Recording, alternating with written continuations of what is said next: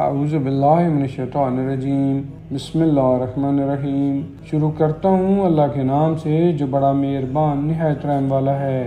حامیم عین سین قاف۔ اے رسول، اسی طرح اللہ غالب اور بڑا حکمت والا ہے، آپ کی طرف اور آپ سے پہلے گزرے ہوئے رسولوں کی طرف وحی کرتا رہا ہے۔ جو کچھ آسمانوں میں ہے اور زمین میں ہے وہ اسی اللہ کا ہے، اور وہ بلند و برتر اور عظیم الشان ہے۔ قریب ہے کہ آسمان اپنے اوپر سے شگافتہ ہو جائیں اور فرشتے اپنے پروردگار کی حمد و تعریف کے ساتھ اس کی تسبیح کرتے ہیں اور اہل زمین کے لیے مغفرت طلب کرتے ہیں۔ آگاہ رہو کہ اللہ یقیناً بڑا بخشنے والا اور بڑا مہربان ہے، اور جن لوگوں نے اس کے سوا سرپرست اور کارساز بنا رکھے ہیں اللہ ان سب پر نگہبان ہے اور آپ ان کے ذمہ دار نہیں ہیں۔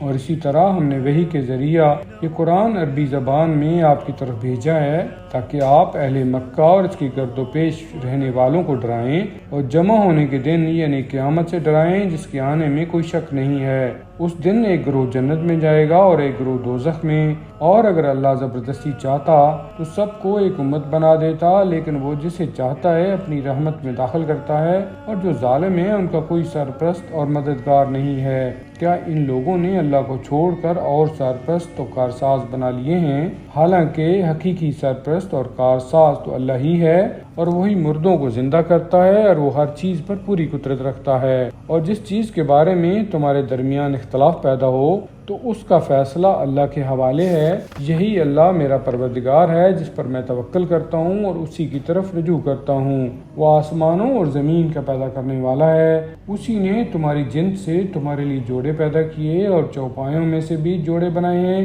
اس کے ذریعہ سے تمہیں پھیلاتا ہے۔ کائنات کی کوئی چیز کی مثل یعنی مانند نہیں ہے، بڑا سننے والا اور بڑا دیکھنے والا ہے۔ آسمانوں اور زمین کے خزانوں کی کنجیاں اسی کے قبضہ قدرت میں ہیں، جس کا چاہتا ہے رزق کشادہ کرتا ہے اور جس کا چاہتا ہے تنگ کرتا ہے۔ بے شک وہ ہر چیز کا بڑا جاننے والا ہے۔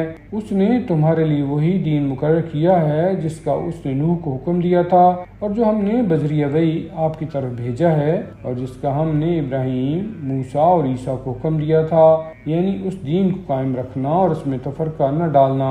مشرکین پر وہ بات بہت شاق ہے جس کی طرف آپ انہیں دعوت دیتے ہیں۔ اللہ جسے چاہتا ہے اپنی بارگاہ کے لیے منتخب کر لیتا ہے، اور جو اس کی طرف رجوع کرتا ہے وہ اسے اپنی طرف پہنچنے کا راستہ دکھاتا ہے۔